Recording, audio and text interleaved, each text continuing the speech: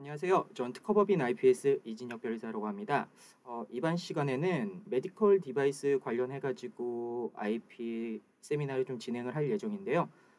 사실 뭐 각 기술마다 특허라는 거 자체는 이제 공통 분모긴 하지만 뭐 예를 들면 메디컬 디바이스, 바이오 파마 쪽, IT 쪽, 그다음에 IT 중에서도 뭐 소프트웨어 쪽, 뭐 자율주행 쪽 각각이 가지는 저희가 좀 주의를 해야 할 그런 좀 특허적인 특징들이 있습니다. 그건 좀 비즈니스와 연관이 될 수도 있고요. 그래서 이번 시간에 저는 이제 메디컬 디바이스 쪽을 맡아가지고 여러분께 이런 부분에 있어가지고 좀 IP에서 유의를 하면 좋을 것 같다. 이런 메디컬 디바이스의 IP 특징들을 좀 소개하는 자리를 갖도록 하겠습니다.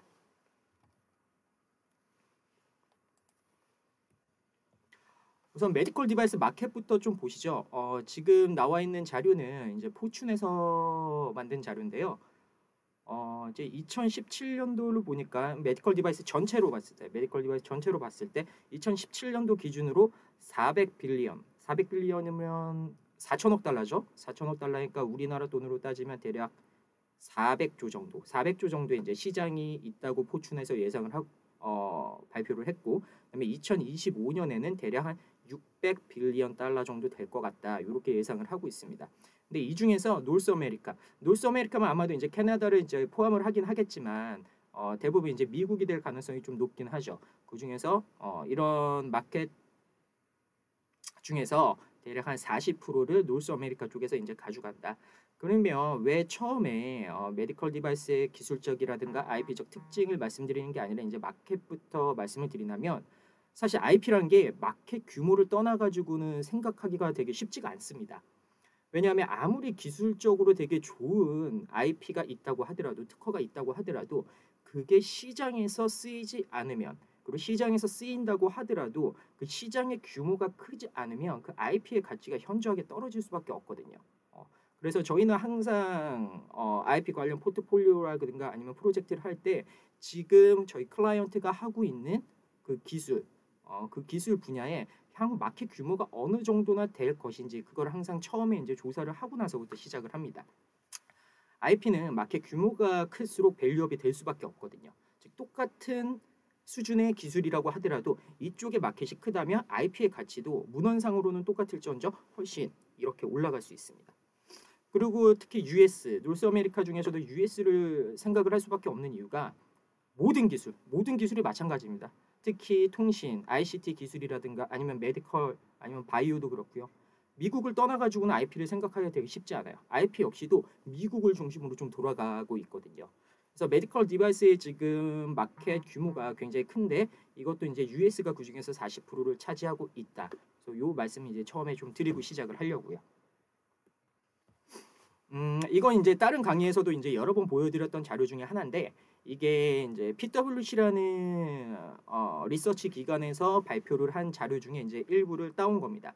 보면은 최근 20년 동안 미국에서 특허 관련 소송이 벌어졌는데 그 중에서 가장 큰 손해배상액이 나온 사건들을 이 왼쪽 표에서 1위부터 10위까지를 나타낸 겁니다. 근데 이 1위부터 10위까지를 이제 나타낸 걸 보니까 대략적으로 IT 관련 기술이 5건이었고요. IT 관련 기술이 5건. 그다음에 메디컬 바이오 관련 기술이 5건이었습니다. 그럼 메디컬 바이오 관련 기술 중에서도 바이오 관련 기술이 3건, 그다음에 메디컬 디바이스가 2건이 있었어요. 그러면 20년 동안 미국에서 소송이 굉장히 많이 있을 거잖아요. 1년에 보통 한 3천 건에서 5천 건 정도 미국에서 소송이 벌어진다고 생각을 하시면 되거든요.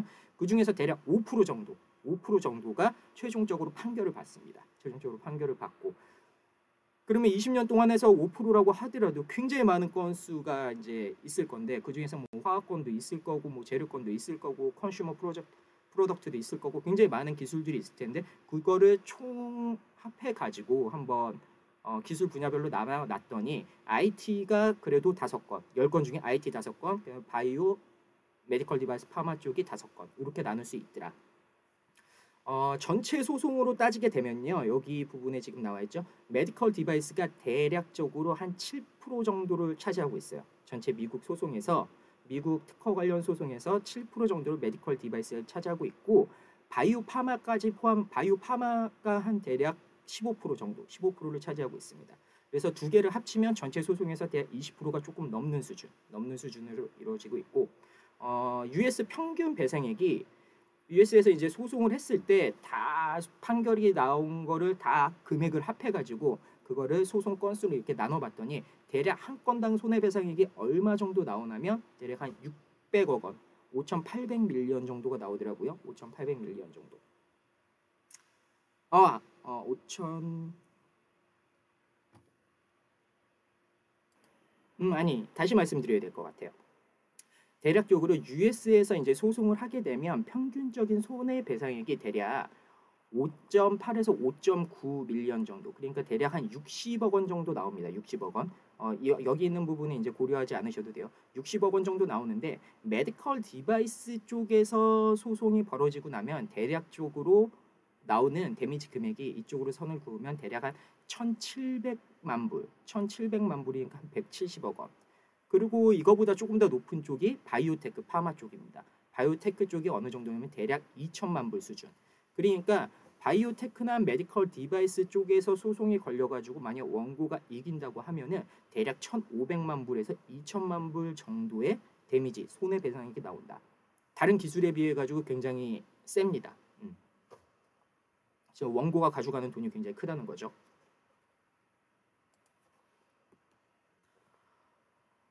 미국의 이제 메디컬 디바이스 패턴 트렌드를 조금 보면은 미국을 비롯해 가지고 물론 한국도 역시 메디컬 디바이스나 바이오나 제약 부문의 특허 분쟁이 되게 증가하고 있습니다. 증가하고 있고 특히 아까 말씀드린 대로 메디컬 디바이스나 바이오 분야 쪽에는 만약에 소송이 벌어졌다고 해서 원고가 이기게 되면 한번 받을 수 있는 손해배상의 크기가 굉장히 큽니다. 굉장히 크고 그 다음에 이제 특허 자체 소송이라든가 분쟁을 통해서 특허를 가진 사람이 상대방에게 요구하는 건 크게 두 가지가 있을 수 있죠. 첫 번째는 손해배상액, 즉 네가 내 특허를 침해해가지고 받은 이익에 대해서 나한테 배상을 해라.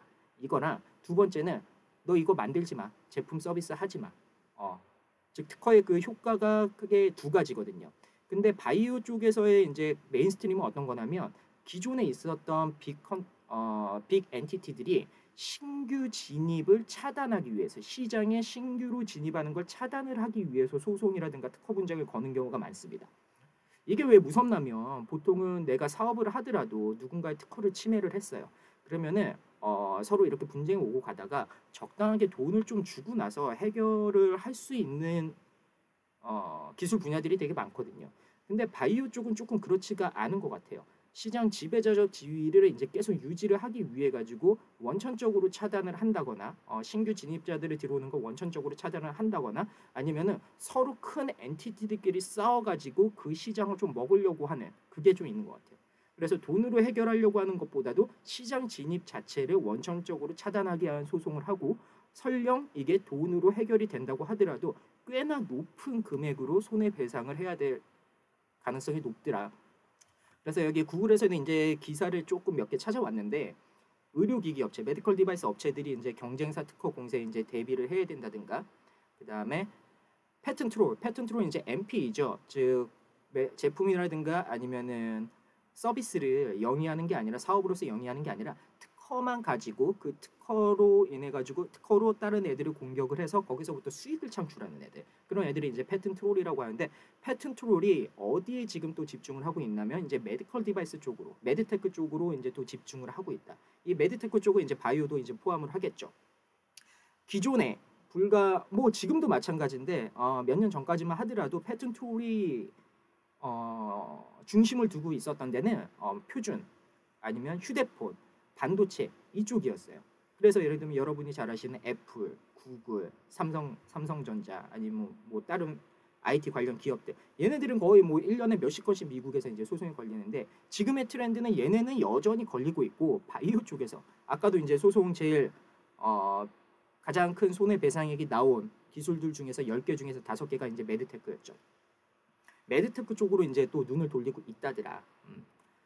여기도 이제 똑같은 말이 나오네. 특허 괴물 끝나지 않은 전쟁. ICT 다음 타겟은 이제 바이오다. 그다음에 애플이 또 얼마 전에 뒤에서 좀 설명드리겠지만 미국 의료기기 영업기밀 탈취 특허권 침해 소송을 했다. 이게 아마도 마시모라는 회사로부터 이제 소송을 당했을 겁니다. 또 미국에 진출하고 있는 한국 기업은 이제 IP 관련해 가지고 계속 이제 소송을 받고 있고요. 근데 한 가지 고무적인 건 소송을 받는 게 아니라 소송을 또 제기를 하기도 하더라고요. 근데 좀 대기업 쪽에 이제 좀 한정이 돼 있긴 합니다. 그래서 US에서 메디컬 디바이스 관련해 가지고 이제 키 플레이어들을 조금 보면은 밑에 이제 좀 나와 있긴 한데 미국 굴지 의료기기 업체들이 있잖아요. 예를 들면 뭐 존슨앤존슨, 보스턴 사이언티픽, 메드트로닉 굉장히 많이 있죠. 그래서 미국 굴지 의료기기 업체들은 여러 가지 제품을 생산을 하잖아요. 그럼 보면은 그 제품별로 정말 특허를 수백 개를 가지고 있어요. 요만큼 변경해 가지고 누군가가 회피를 하더라도 웬만하면 들어올 수 없게끔 어디에 좀 걸리게끔 특허 활동을 굉장히 열심히 잘하고 있고 또 아까도 말씀드린 것처럼 적극적인 특허 소송을 통해 가지고 신규 진입자 또는 경쟁자의 시장 진입이나 유사 제품 판매하는 거를 좀 차단하려는 노력을 잘합니다. 잘하고 많이 시도를 해요. 그래서 몇 년간 가장 많은 미국에서 특허 소송을 걸었던 메디테크 기업 중에서 소송을 걸었던 애들을 보니까 이 아카시아라는 애들은 이제 아마 여러분이 처음 들어보셨을 텐데 얘네는 이제 패턴 트롤입니다. 아카시아는 굉장히 유명한 패턴 트롤이고 얘네 이제 기본 메인스트림은 ICT 쪽으로 이제 많은 소송을 거는 애들인데 메드테크 쪽에서도 확인을 해보니까 굉장히 많이 소송을 하고 있더라고요. 그래서 아카시아, 그 다음에 이제 3M, 그 다음에 백톤. 저는 얘는 잘 모르는 애인데 백톤이라는 애가 있네요. 그 다음에 네 번은 여러분도 잘 아시는 존슨앤존슨, 그 다음에 보스턴 사이언티픽. 이런 애들이 소송을 굉장히 많이 걸었다. 지금까지 미국에서 다 뭐 3M도 그렇고 존슨도 그렇고 보스턴 사이언티픽도 그렇고 굉장히 큰 메드테크 관련 회사죠. 여기서도 이제 왼쪽에서도 관련 자료를 살펴보면은 이제 크게 뭐 어시스티브 케어 디바이스 아니면 컨슈머블 그다음에 진단, 드럭 딜리버리, 서지컬 디바이스, 웨어러블 메디컬 디바이스 관련해 가지고 이제 누가 특허를 굉장히 많이 가지고 있는지를 나타낸 자료입니다. 전통적인 이제 의료기기 이제 회사들이 지금 많이 들어가 있는데 마지막 웨어러블과 관련해 가지고는 애플, IBM, 인텔, 삼성 좀 IT 쪽의 기업들도 메디컬 디바이스와 연관을 해 가지고 R&D를 한 다음에 특허로서 많이 뽑아내고 있다. 이런 점을 좀 알 수가 있습니다. Who is the strongest companies in the medical sector? 라면서 제가 이제 좀 뽑은 회사가 마시모라는 회사입니다. 마시모. 마시모가 어떤 회사냐면 어떻게 보면 조금 처음 들어보셨을 수도 있을 것 같아요. 근데 마시모는 이제 미국 회사인데 주로 뭘 개발하고 판매하는 회사냐면 비침습적인 환자 모니터링, 예를 들면 뭐 산소 포화도라든가 아니면 호흡 상태라든가 이런 관련한 제품이나 서비스들을 개발을 해가지고 이제 판매하는 회사거든요. 근데 마시모가 보면은 2001년부터 2020년까지 굉장히 소송을 활발하게 하고 있습니다. 보시면 애플에도 소송을 걸었죠, 필립스에도 소송을 걸었죠, 그리고 다른 기타 회사들에도 이제 소송을 걸었습니다. 즉 얘네 같은 경우에는 R&D를 하고 자기네들 제품이 이제 나왔을 때 자기네 R&D 자체를 보호를 하기 위해서 소송을 굉장히 즐겨 한다는 거죠. 되게 특징적인 거를 하나 볼게요. 이게 2016년 11월 기사인데 필립스, 마시모와 리걸 디스퓨트가 있었는데 사인을 했대요. 얼마에? 3억 불. 3억 불에 사인을 했답니다. 3억 불에. 즉 필립스가 마시모한테 3억 불을 줬다는 거예요. 근데 이게 저로서는 굉장히 놀라운 게 어떤 거냐면 필립스라는 회사는 전 세계적으로 봤을 때 특허를 가장 잘 만들고 특허 활동을 굉장히 열심히 하고 특허 방어력도 굉장히 높아요. 즉 월드와이드에 굉장히 많은 굴지의 기업들이 있는데 필립스라는 회사는 굉장히 오래전부터 있었잖아요. 네, 오래전부터 있었는데 얘는 제품도 굉장히 잘 만들었지만 그 과정에서 R&D, 그다음에 IP를 만드는 거, 그다음에 표준적인 활동 이런 거를 정말로 잘하는 회사입니다. 근데 이런 정말로 잘하는 필립스를 상대로 해가지고 마시모가 소송을 걸어가지고 이쪽 분야에서 이겼다는 거예요. 그리고 그 대단한 필립스로부터 3억 불이라는 돈을 이제 따왔다는 거죠. 보면은 소송에 걸렸던 특허가 14개예요. 즉 마시모는 이전에 2016년에 이 기사가 났으니까 굉장히 오래전에 소송을 걸었겠죠. 적어도 2010년 초반때 아마 소송을 걸었겠죠. 보니까 이제 펄스 옥시메터라고 이제 써 있는 거 보니까 아마도 산소 포화도를 측정하는 그런 의료기기 기술인가 봐요. 이런 관련한 기술을 가지고 필립스가 그 관련한 기술을 써서 제품을 생산하는 것 같으니까 이제 소송을 건 거죠. 소송을 걸어서 3억 불, 3천억을 받아냈다 마시모가. 이런 마시모가 또 어떻게 했냐? 최근에 몇 달 전에 애플에 또 소송을 걸었어요. 애플도 사실 굉장한 기업이지 않습니까? 애플. 이런 마시모가 애플에 다시 소송을 걸어가지고 애플 너가 지금 하고 있는 R&D라든가 제품 보니까 내 특허 쓰고 있는 것 같아. 너도 나한테 좀 당해봐야겠어. 대단하죠. 웬만한 회사들이면 이제 애플에 소송 걸 생각은 보통 하지 못하거든요. 제가 마시모의 매출을 확인해 보지는 못했지만 그래도 애플에 비할 바는 적어도 아닐 거거든요. 근데 마시모가 저희도 이제 과거 이제 클라이언트 때문에 마시모가 가진 특허를 저희가 검토를 했던 적이 있는데 마시모가 정말 대단한 회사입니다. 특허적으로는 대단한 회사고 이것만 보더라도 대략은 알 수 있어요. 여기 있는 걸 지금 보시게 되면 미국 등록이 대략 한 마시모가 600건 정도를 가지고 있고 미국 공개 한 200건, 그러니까 전체적으로 미국에 대략 한 800건 정도의 특허를 현재 보유하고 있는 거예요. 그렇게 많은 숫자는 아닙니다. 800건이면 뭐 누군가한테 많은 숫자일 수도 있겠지만 월드와이드적으로 봤을 때 큰 기업에 비하면은 많은 숫자는 아니에요. 왜냐하면 뭐 큰 기업들 같은 경우는 뭐 제품 하나에 뭐 몇백 건씩 특허를 보통 가지고 있으니까요. 근데 여기 조금 글씨가 좀 작긴 한데 여기를 보시면 이게 지금 소송에 얘네가 지금 하고 있는 특허인데 이 F11, F82, F4, 뭐 82, 뭐 이런 식으로 적혀 있죠. 이게 뭐냐면 하나의 특허에 연관되어 있는 패밀리 특허가 몇 개인지를 나타내고 있는 거예요. 보통 굉장히 일반적인 회사들은 어떻게 하냐면 내 특허 하나로 한 건 출원하고 끝냅니다. 내 특허 하나로 한국에 한 건 출원하고 그냥 보통 끝낸다고요. 예를 들어 이제 한국에 한 건 출원한 걸 미국에도 출원하고 일본에도 출원했다. 그러면 3이 되는 거죠. 근데 뭐 유럽에도 출원하고 중국에도 출원했다. 그러면은 총 5가 되겠죠. 근데 얘네 보세요. 얘는 11, 82, 뭐 82, 58, 19.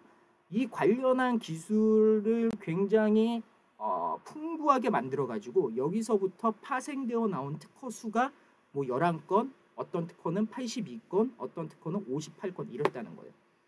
그럼 명세서 자체가 굉장히 양이 많이 쓰여 있고 여기서부터 청구항을 어떻게 전략해 가지고 만들어내고 이런 것들에 대한 고민을 많이 했다는 거거든요.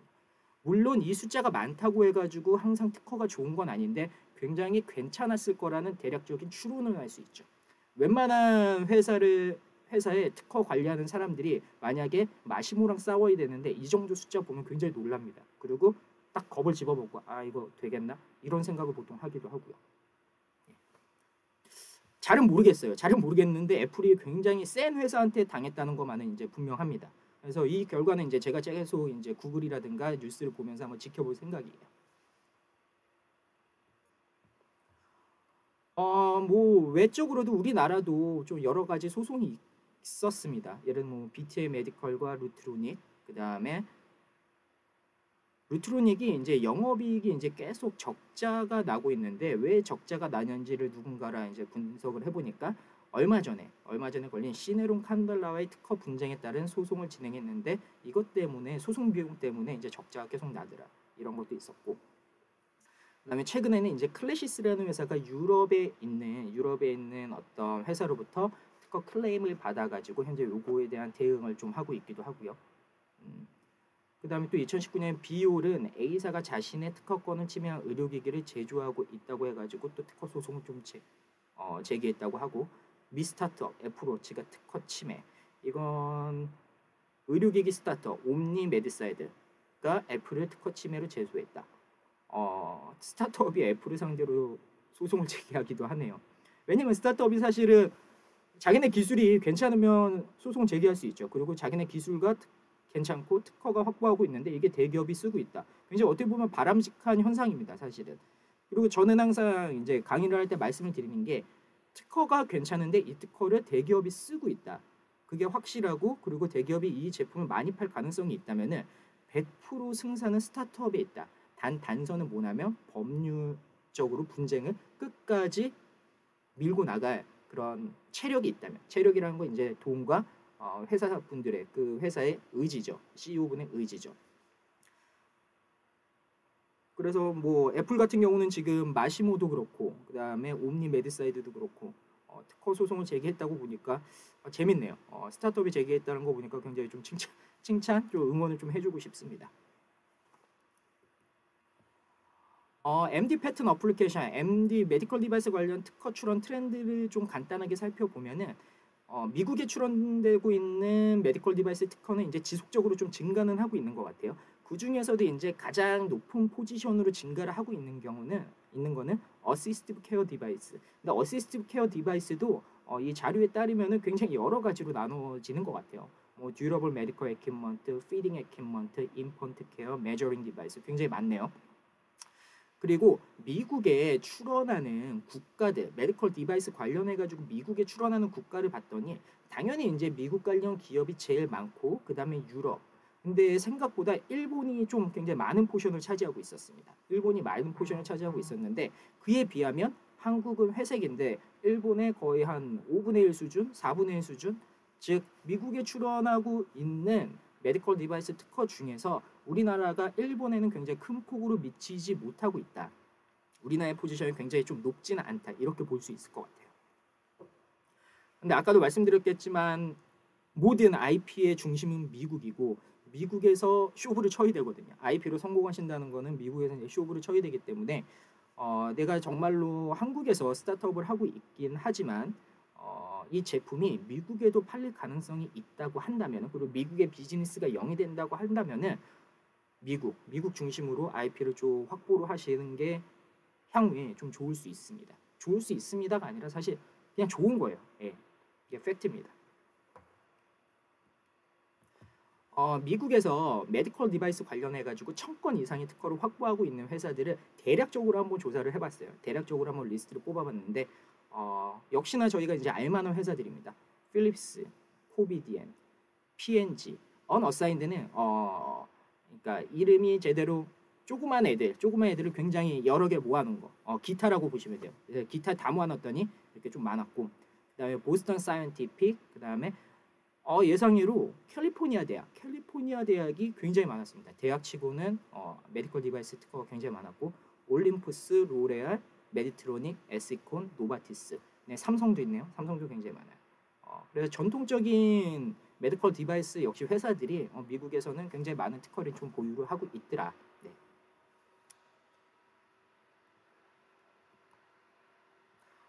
한국 같은 경우도 사실 출원 자체는 좀 증가를 하고 있습니다. 출원 자체는 이제 증가를 하고 있고 오른쪽에 보시면은 이제 증가율이 가장 높은 분야는 어디냐면 의료정보기기 쪽이 가장 높은 출원 증가율을 보이고 있고 그 다음에 생체 계측기기.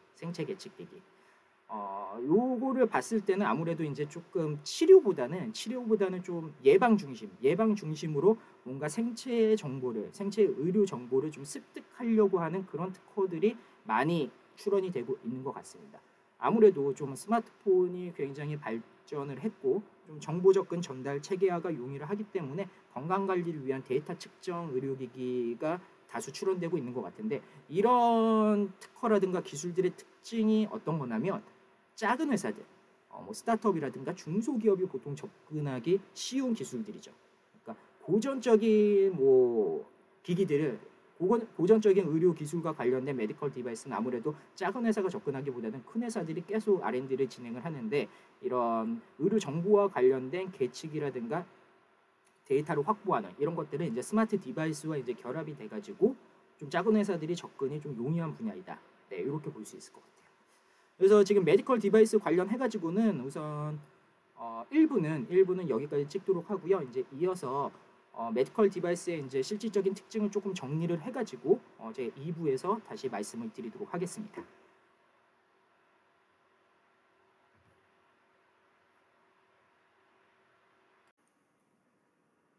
예, 2부 시작해 보도록 할게요. 우선 좀 메디컬 디바이스 IP 특징 보기 전에 US IT 기업 메디컬 디바이스 테크 경향부터 살짝 살펴보면은 여러분이 아시는 뭐 구글, 애플, 아마존 이 친구들도 지금 메디컬 쪽으로 굉장히 R&D를 열심히 하고 있습니다. 각각의 좀 특징을 간단하게 보면은 알파벳은 이제 조금 다른 기업, 구글은 이제 좀 다른 기업이랑 좀 다르게 고전적인 질병이나 의료 기술 쪽으로도 좀 접근을 하고 있어요. 그래서 뭐 유전자라든가 병리학이라든가 굉장히 마이크로스코픽한 병증 질환, 물론 뭐 수술 로봇 이런 것도 지금 하고 있고요. 그래서 스마트 진단 치료 영역의 기술력을 좀 어떻게 부과할 수 있을까? 고전적인 질병 의료 기술에 좀 스마트한 기술을 어떻게 넣어가지고 할 수 있을까? 이런 쪽으로 많이 드라이브를 해가지고 R&D를 하고 있습니다. 그다음에 아마존 같은 경우는 이제 완전 다른데 아마존 이제 좀 기술 R&D도 굉장히 많이 하고 있죠. R&D도 굉장히 많이 하고 있긴 한데 얘네 이제 특성답게 뭐 예를 들면 약국이라든가 의료보험이라든가 이렇게 메디컬 디바이스 자체는 아니고 의료 플랫폼 쪽, 의료의 플랫폼 쪽으로 좀 치중을 해가지고 그런 IT 기술을 접목을 해서 이쪽으로 좀 치중을 한 개발을 좀 진행을 하고 있고요. 그다음에 애플 같은 경우는 이제 스마트폰이라는 이제 걸출한 스마트 기기가 하나 있고 그다음에 애플이 갖고 있는 좀 생태계가 있죠. 애플이 갖고 있는 그 컨텐츠 생태계가 있죠. 그래서 그 두 개를 묶는데 거기에 이제 건강 관리 데이터를 좀 디바이스와 묶어 가지고 얘네도 좀 플랫폼 사업 쪽으로 계속 드라이브를 하고 있고요. 이 외에도 뭐 IBM의 왓슨은 잘 아실 거고 뭐 델, 마이크로소프트, 오라클도 역시 의료 사업에 좀 진출을 하고 있고 또 의료기기 관련해 가지고도 굉장히 많은 R&D를 진행을 하고 있습니다. 우선 첫 번째 메디컬 디바이스 기술의 이제 가장 큰 특징은 뭐냐면 아까도 이제 계속 설명을 드렸지만 단순 고전적인 이제 메디컬 디바이스를 만드는 그쪽뿐만이 아니라 그 메디컬 디바이스에 물론 그 부분도 이제 계속 있죠. 그 부분도 계속 있는데 AI라든가 데이터, IoT 센서 분야, 그 다음에 로봇 분야 이런 것들을 계속 접목을 시킨 융합형 그리고 융합형 중에서도 4차 산업 분야와 관련된 기술을 접목시킨 쪽으로 계속 개발을 드라이브를 하고 있다는 거죠. 그래서 그런 사례는 이제 왼쪽에서도 제가 이제 예시를 많이 찾아놨지만 이렇게 발견이 되고 있고 이건 뭐 굳이 찾아보지 않더라도 이런 트렌드로 가고 있다는 거는 뭐 누구나가 요즘은 다 이쪽 분야에 있으신 분들은 다 알 수 있습니다. 그리고 좀 재밌는 게 예를 들어 내가 뭐 스타트업을 차린다거나 기술을 개발을 해가지고 사업을 하려고 해서 뭐 정부 지원이라든가 투자라든가 이런 거를 좀 알아보셨을 때 흔히 듣는 소리가 이겁니다. AI랑 어떻게 좀 접목이 되나요? 그리고 투자를 하시는 분도 AI란 말이 뭔가 안 들어가면은 투자를 하기 뭔가 좀 꺼려하시는 그런 느낌을 좀 받고 있어요. 사실 뭐 저는 좀 그렇게까지는 생각을 안 하거든요. AI가 필요한 부분이 있는 거고 AI가 필요하지 않은 부분이 있는데 투자를 한다거나 펀딩을 받는 데 있어가지고 계속 요즘에 AI 쪽으로 이렇게 트렌드가 가고 있기 때문에 그쪽과 접목시킨 기업들 스타트업들이 약간 좀 투자를 많이 받는 경향이 분명히 있는 것 같습니다. 그래서 메디컬 디바이스의 이제 기술적 특징의 이제 첫 번째는 어떤 거냐면 융합되고 있다. 계속 스마트 디바이스 같은 것과 이제 계속 융합이 되고 있고 4차 산업과 관련된 기술들과 융합이 되고 있는 게 가장 큰 특징이다. 이로 인해서 나오는 게 좀 피곤한 문제가 하나 있습니다. 뭐냐면 여러분 이제 앨리스 판레란 거는 이제 저희 쪽에서는 이제 흔히 알고 있는 미국에서 굉장히 유명했던 판레인데 이게 뭐냐면 추상적인 아이디어만 담고 있는 기술 그리고 특허 출원은 특허의 등록 대상이 아니다라는 거를 판시한 판결이에요. 근데 아까도 말씀드렸지만 요즘 메디컬 디바이스에 AI라든가 소프트웨어라든가 IoT 이런 컨셉들이 이제 계속 담기고 있단 말이죠. 그래서 뭐가 메인인지 모르겠어요. 메디컬 디바이스가 메인인지 아니면 메디컬 디바이스인데 이런 AI라든가 4차 산업 기술이 들어간 게 메인인지 모르겠어요. 근데 이런 AI나 소프트웨어 같은 기술들 그리고 신호 처리 관련 기술들 같은 경우에는 지금 되게 조심해야 되는 게 이 앨리스 판결 이후로 특허 자체를 지금 허용을 하고 있지 않습니다. 여기 이렇게 나와 있죠. 이게 이제 패턴 엘리저빌리티인데 no patent for you. Can a software related claim that resides only generic computer elements be statutory under 35 U.S.C. 101. 즉 미국 특허법 내에서 이제 제너릭하게 컴퓨터와 관련된 기술이 들어가 있을 때 이게 특허의 대상이 되냐는 거예요. 그래서 이것 때문에 지금 굉장히 많은 IP를 하는 사람이 골머리를 썩고 있고 이걸 어떻게 피해 가지고 특허를 등록시킬 수 있을 것인가? 이거에 대한 지금 심도 있는 검토가 계속 진행되고 있고 이거를 여전히 잘 모르시는 분들 굉장히 많습니다. 예. 변리사임에도 불구하고 모르시는 분들도 되게 많이 있고 안다고 하더라도 어떻게 지금 우리가 접근을 해야 될까? 이거에 대한 굉장히 그 각 메디컬 디바이스 기술별로 심각하게 고민을 할 필요가 있습니다.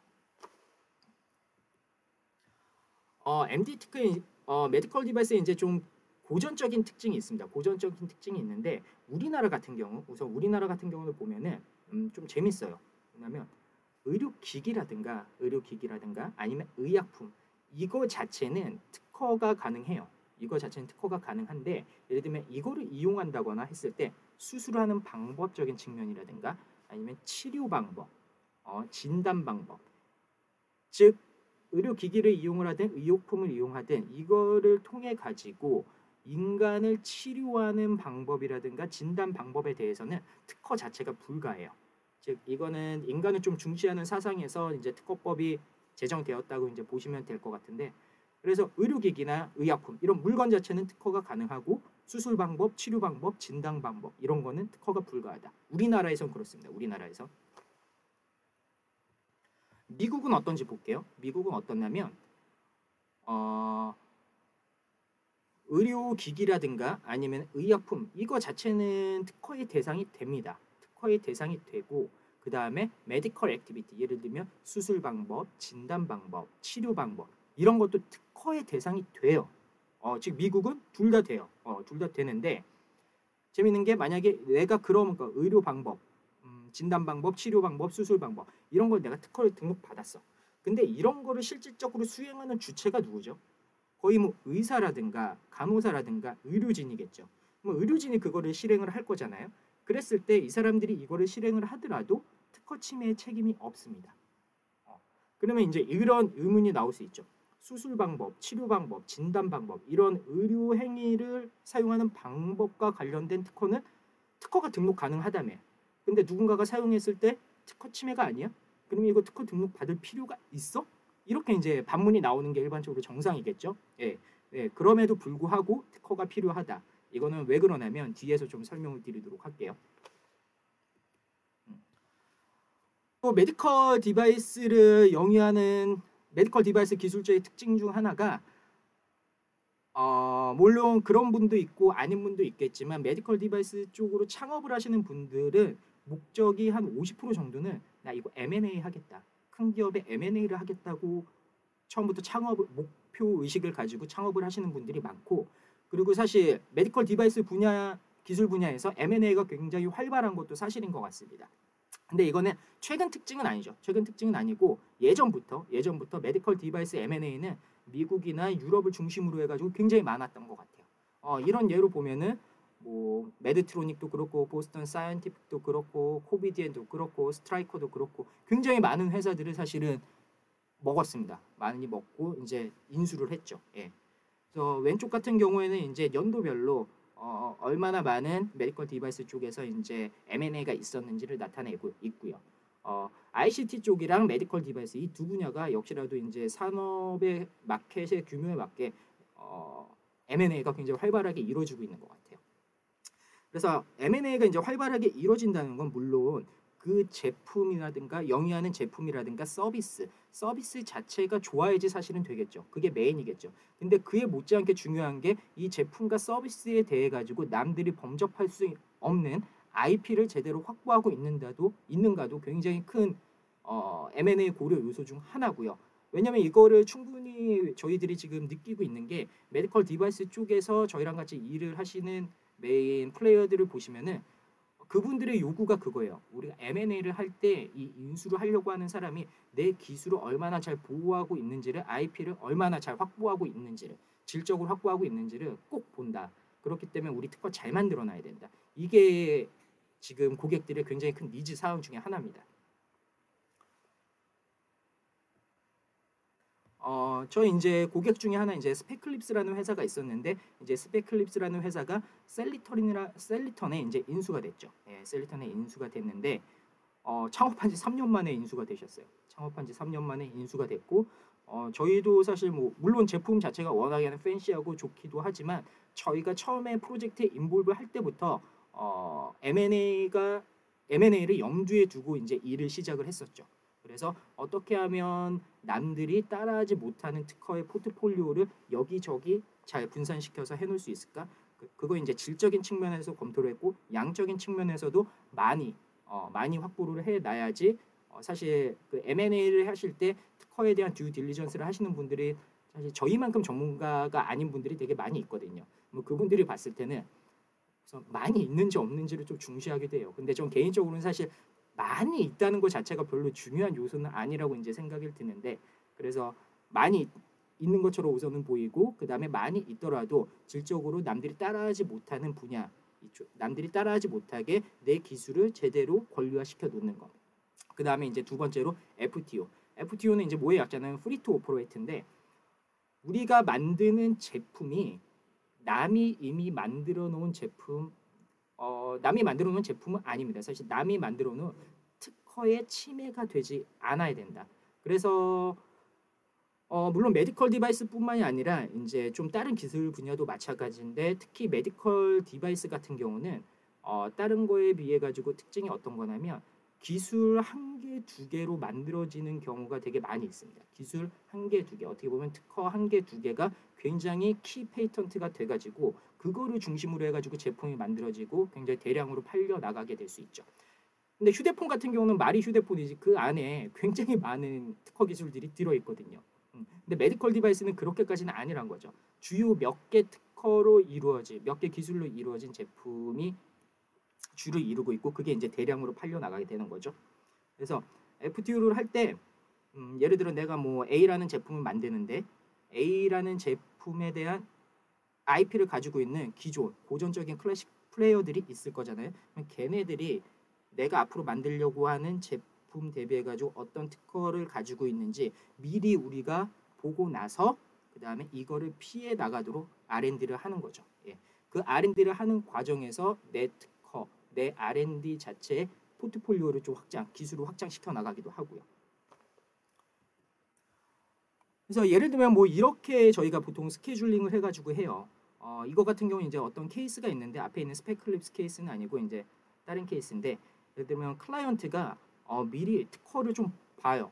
내가 하려고 하는 제품 관련해가지고 이런 내가 특허가 있었다. 그러니까 이거 관련해가지고 내가 좀 침해를 하지 않으면서 제품을 만들고 싶은데 이거 같이 한번 협업을 한번 해보자. 뭐 이런 식으로 이제 해가지고 온 경우도 있고. 근데 저희는 사실 이거는 안 믿습니다. 보통 안 믿는 게 뭐냐면 저희가 이제 프로젝트를 할 때 고객들은 한 요 정도 보면 된다고는 하는데 사실은 딱 항상 그렇지 않거든요. 항상 그렇지 않은 게 아니라 늘 그래요. 늘. 고객의 기술과 R&D 내용을 이제 듣고 그거에 맞게 특허 조사를 하게 되면 이거보다 훨씬 더 많은 관련성 있는 특허들이 나오게 됩니다. 그럼 이제 제안을 이렇게 하는 거죠. 물론 니네가 클라이언트께서 요청하시는 부분만 할 수도 있는데 저희는 사실 거기에 대해서는 별로 신뢰를 안 하고 저희가 찾으면 분명히 다른 것들이 훨씬 더 많이 나올 가능성이 높다. 그래서 그런 특허들이 많이 나오는데 어중이 떠중이 기업들은 빼고 메인 경쟁사 특허만 한번 보는 방향이 하나 더 있을 수 있고 아니면은 정말로 올 컴퍼니지를 한번 다 보는 방향 이런 것들이 있을 수 있죠. 이렇게 해서 이제 설계를 해가지고 이제 프로젝트를 보통 시작을 하게 되는데 뭐 이번에도 역시 한 5개월 정도에 걸쳐가지고 전 회사의 특허를 다 봤어요. 예, 5개월이라는 기간이 어떻게 보면 짧고 어떻게 보면 되게 긴데 굉장히 힘든 작업이었죠. 그래서 보니까 뭐 메드트로닉, 코비디엔, 보스턴 사이언티픽 이런 굴지의 대기업 관련 특허가 굉장히 많이 있었고 또 전혀 고객께서도 예상하지 못했던 회사가 있었는데 유사 영역에서 경쟁자가 있었어요. 경쟁자가 있었는데 그 스타트업의 특허가 굉장히 세더라고요.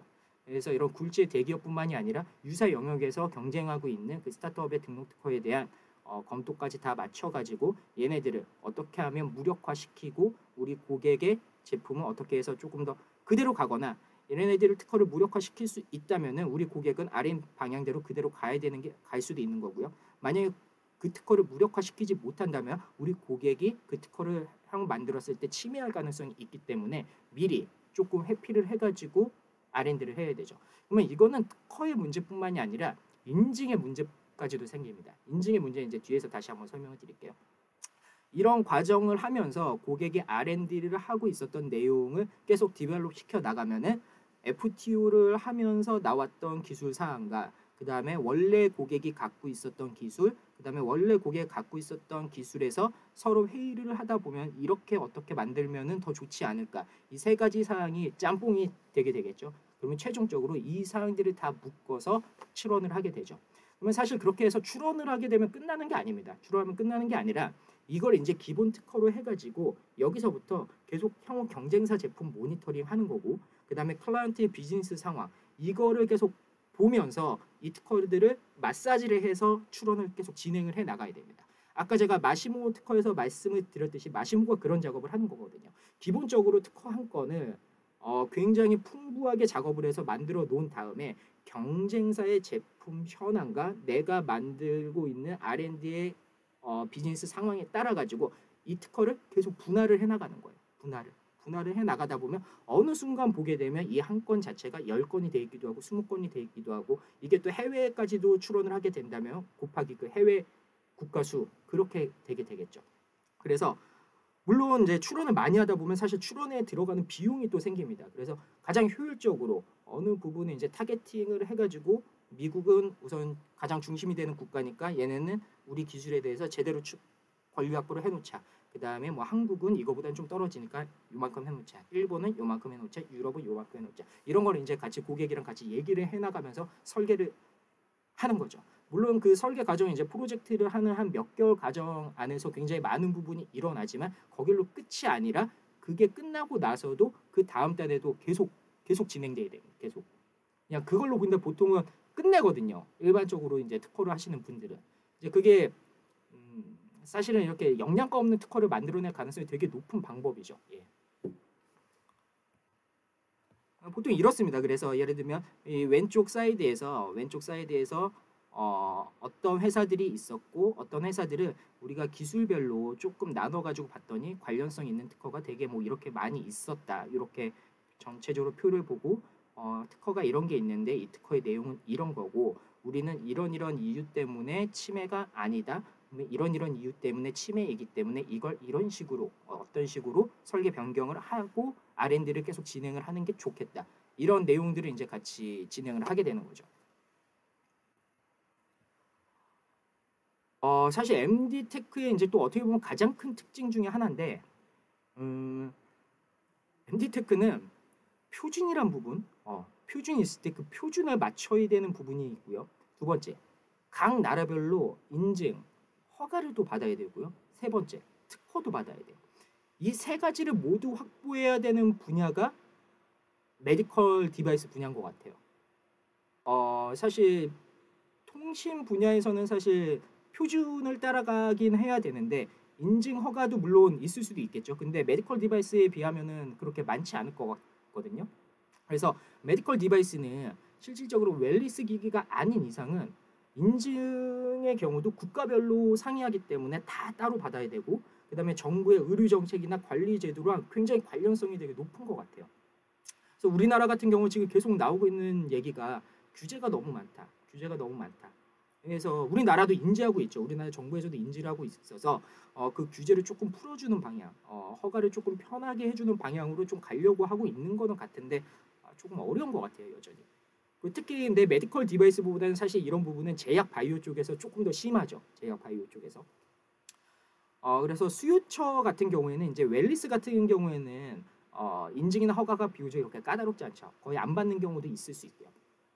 안 받는 경우가 더 많다고 봐야 되죠. 근데 웰리스 같은 경우는 이제 B2C, 그리고 정통 의료기기 같은 경우는 이제 병원, 그리고 의사.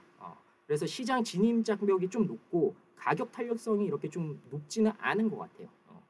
근데 그 병원이 어떻게 보면 굉장히 좀 보수적인 부분이잖아요. 보수적인 이제 좀 곳들인데, 그래서 이런 보수적인 곳에서는 기존 제품을 좀 고수를 해가지고 쓰려고 하는 경향이 조금 크기 때문에 영업적인 측면에서 조금 쉽지 않은 측면이 좀 있는 것 같고요. 그다음에 제품의 브랜드, 인지도 이런 거를 좀 많이 따지는 것 같습니다. 그래서 만약에 새로 진입하려고 하는 분야에서 기존의 키 플레이어들이 있다면 걔네들이 확보하고 있는 효능과 그다음에 그 제품이 가지고 있는 그 특징들을 유지를 하면서 FTO, 프리 투 오퍼레이트를 해낼 수 있다면은 특허도 받을 수 있고 인증 기간도 단축시킬 수 있다는 거죠. 그 인증을 처음부터 하게 되는 게 아니라 기존에 이미 이런 제품이 있었고 우리 거는 얘네 거랑 굉장히 이런 효과적인 측면에서 유사하다. 그거를 증명해낼 수만 있다면 인증 기간을 좀 단축시킬 수 있습니다. 여기서 이제 좀 인증과 특허 관련해 가지고 좀 이론적으로 말씀을 드리면 되게 쉽습니다. 되게 쉬운데 인증은 뭡니까? 인증은 내가 메디컬 디바이스를 만들었을 때 내가 판매를 할 수 있게 허가를 해달라고 하는 거죠. 예, 내가 판매를 할 수 있게 허가를 해달라고 하는 거고 특허는 뭐냐면 특허는 내가 이런 기술을 특허로 등록받아 놨으니까 남이 내 기술을 써가지고 제품을 만들었을 때 그거를 생산하거나 판매하지 못하게 해달라는 거예요. 즉 인증과 특허는 서로 대상, 목적하는 바 자체가 틀립니다. 그러면 이 두 가지 사이드를 서로 컨비네이션 한번 시켜볼 수 있겠죠. 우선 특허를 내요. 특허를 냈는데 특허가 등록을 받았어. 이 시점에서 등록을 받았어요. 그러면 이 시점에서 등록을 받으면 내가 아직 제품이 완성이 돼가지고 안 됐기 때문에 제품이 완성이 안 돼가지고 판매를 못한다고 하더라도 남들이 내 특허 때문에 내 특허의 기술과 똑같은 걸 만들어서 팔 수가 없죠. 적어도 이 기간 동안. 그리고 이제 내 제품이 이제 만들어졌어요. 인증이 되면 이때부터 이제 내 제품을 판매를 할 수가 있어요. 그러면 적어도 특허가 없다면은 인증 부분만 있다면은 내 제품이 인증받으면 그냥 내가 판매할 수 있는 권한을 얻는 거예요. 근데 내 제품이 인증받기 전까지 누군가가 혹시라도 내 기술과 유사한 걸 만들어 가지고 판매를 시작한다. 그럼 이 기간이 사실 얼마가 될지는 잘 모르겠지만 이 부분에 대해서는 이 내 경쟁자가 선 진입을 해가지고 먼저 플레이를 할 수 있는 거고 이렇게 되게 된다면 시장을 좀 선점을 당할 가능성이 있겠죠. 그래서 기술이 먼저 있다면은 먼저 그 관련한 기술을 등록을 시켜가지고 남들이 먼저 진입하지 못하게 하고 그 다음에 내 제품이 인증되면 그때부터는 나도 자유롭게 판매할 수 있는 거죠. 즉 내 제품의 준비 기간 동안은 적어도 타인의 시장 지배가 불가능한 거고요. 이 기간 동안은. 그리고 이 기간 이후에도 여전히 내가 굉장히 IP를 잘 만들어 놨다고 한다면은 여전히 타인이 똑같은 제품을 만들었을 때 내 IP와 관련된 제품을 만들었을 때 공격할 수 있는 포인트가 생기게 되죠. 그리고 사실 바이오 MD 쪽에서 가장 저희가 같이 일할 때 힘든 부분 중에 하나가 뭐냐면 그 저희 연구진 분들께서 R&D를 하시는 저희 뭐 박사님들, 뭐 CEO 분들께서 항상 논문을 먼저 내는 경우가 있어요. 논문을 먼저 내고 있는 경우가 있는데 사실 논문 때문에 특허를 못 받게 되는 경우가 생겨요. 논문 때문에. 논문은 발표를 하고 나서 그게 공개가 되고 나면은 저희가 일정 시점을 맞추지 못하면 그 논문이 선행 기술로 작용을 해가지고 특허를 받고 싶어서 특허를 못 받습니다. 요즘 트렌드가 근데 조금 달라진 게 뭐냐면 논문보다 특허가 먼저인 것 같아. 이렇게 생각하시는 CEO 분들이나 연구진 분들은 좀 많이 생기고 있는 것 같아요. 다시 한번 말씀드리지만 논문보다 특허가 먼저입니다. 논문보다 특허가 먼저고 특허 내시고 나서 논문 내셔도 돼요. 특허 내시고 나서 논문. 그리고 정 안 되겠다 그러면은 적어도 논문을 발표한 시점부터 1년 안에는 특허 출원 나갈 수 있도록 해야 돼요. 근데 그거는 굉장히 유사시에 잘못된 경우가 발생을 할 수 있기 때문에 항상 제안드리고 싶은 경우는 그거는 논문보단 특허 좀 먼저 냅시다. 그걸 좀 말씀을 드리고 싶어요. 좀 인증이나 허가를 신청하기 전에 FTO를 먼저 해놓는 게 좀 시간을 절약할 수 있다. 이건 왜 그러냐면 여러분이 인증을 이미 받았어. 인증 받아가지고 이제 뭐 제품 판매할 수 있게 됐어요. 근데 제품을 판매하다 보니까 갑자기 누군가가 이런 거예요. 야, 네 제품 내 특허랑 똑같은 거 같은데? 내 특허 침해하고 있는 거 같은데? 이렇게 클레임이 들어왔어요. 그러면 소송이 들어왔어요. 그러면은 방안은 이거예요. 특허와 내 제품이 침해가 아니다라는 걸 이제 확실하게 증명을 하거나 아니면 그 특허가 무효라는 걸 증명을 해야 되는데 이도저도 안 되고 진짜로 침해가 됐어. 그러면 어떻게 할 거예요? 그럼 이거 제품 공격당해가지고 사실 판매를 못한 인증은 받았더라도 판매를 못하는 거잖아요. 인증할 때 뭐 특허를 고려하지는 않기 때문에요. 그러면 여러분이 그 특허 때문에 FTO를 다시 해가지고 디바이스의 회피 설계를 해가지고 해야 돼요.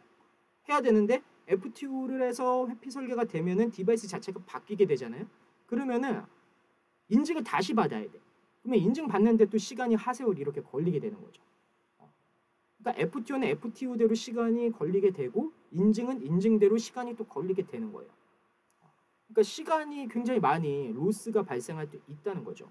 그래서 처음부터 제품을 생산하기 전에 프로토 단계에서부터 그다음에 프로토 전 단계에서부터 적어도 몇 개월이 걸릴 수는 있겠지만 기존에 있었던 키 플레이어들의 특허를 검토를 하고 나서 내가 만드는 제품이 얘네로부터 리스크가 있을까 없을까를 먼저 검토를 하는 게 메디컬 디바이스는 좀 굉장히 중요하지 않을까 이렇게 생각이 듭니다. 사실 굉장히 긴 시간이 들지만 그렇게 한번 하고 나시면은 결과적으로 CEO의 마음도 굉장히 안정이 되고 재인증 가능성 자체를 줄일 수 있기 때문에 결과적으로 시간을 더 단축을 할 수가 있죠. 디자인 같은 경우는 이제 메디컬 디바이스가 혹시라도 좀 고전적인 어떤 형상을 가진 거라면 특허로도 당연히 보호를 할 수 있지만 디자인으로도 또 출원을 해가지고 보호를 할 수 있거든요. 근데 디자인 같은 경우는 사실 들어가는 노력이 그렇게 많지 않습니다.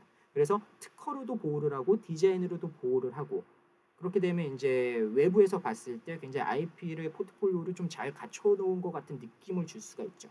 근데 사실 디자인 없다고 하더라도 특허만으로도 거의 완벽한 보호는 할 수 있어요.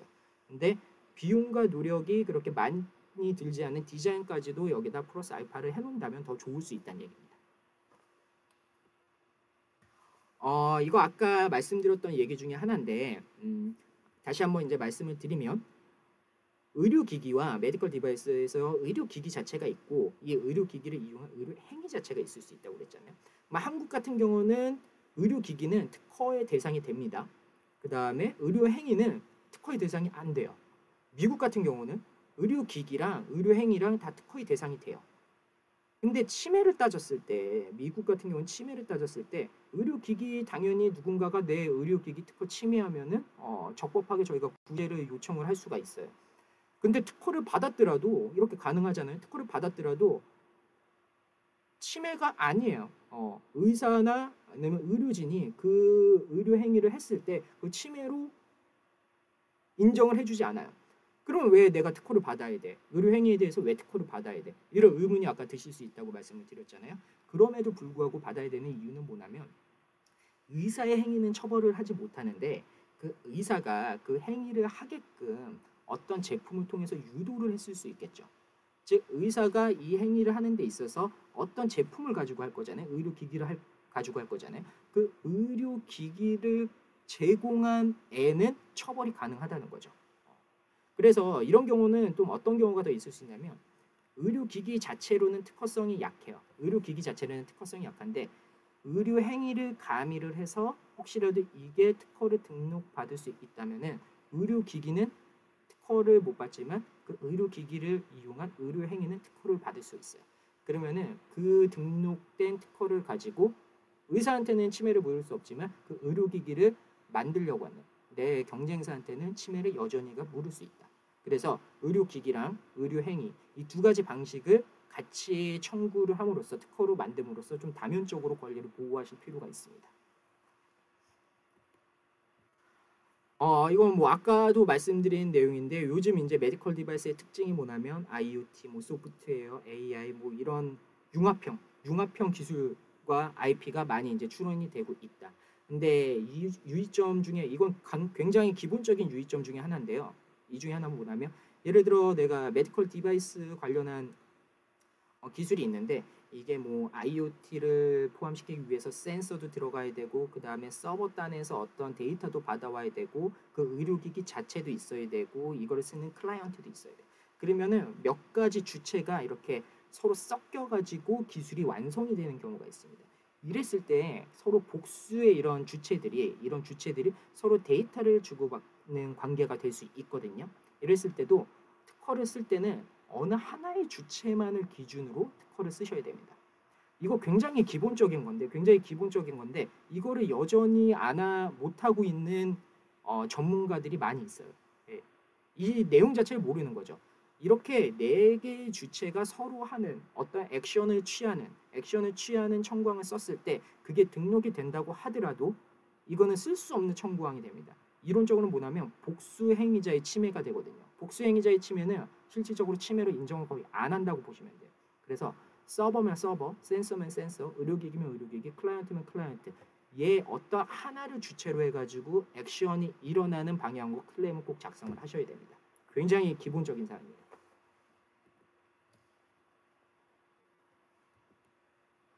네, 여기까지 해가지고 지금 메디컬 디바이스 관련한 좀 기술의 특징, IP의 특징을 좀 말씀을 드렸고요.